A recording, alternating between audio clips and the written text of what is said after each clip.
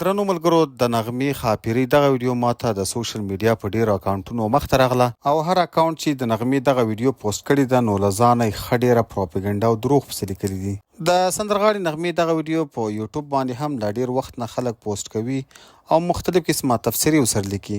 د نغمې د دغه ویډیو اصل حقیقت څه دی که غواړئ چې تاسو یې هم په اړه پوه شئ نو له موږ سره په ویډیو کې تر پایه پاتې شئ او که تر اوسه مو زموږ چینل نه وي سبسکرایب کړی نو مهرباني وکړئ پښتون ټایم یوټیوب چینل همدا اوس سبسکرایب کړئ. ملګرو د نغمې دغه ویډیو اوس ما د سوشل میډیا له یو اکاونټ څخه وکتله، هغه پوسټ کړې وه.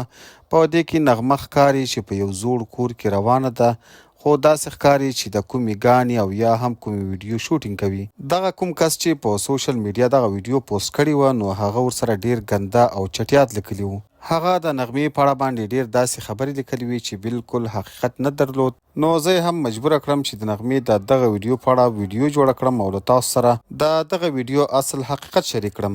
ملګرو د نغمې دغه ویډیو ممکن د پیښور په کوم ځای کې ریکارډ شوی وي چې نغمه یو تاریخي او یا یو زوړ ځای ته تلل ده او هلته غواړي چې د خپلې ګانې لپاره ویډیو شوټ کړي.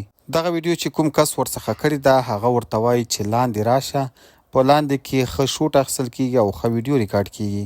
نو نغمه چې کله لاندې راکوزه شي نو هغه ډیر زیات ویجاړ او خراب ځای وي او باران هم وریږي.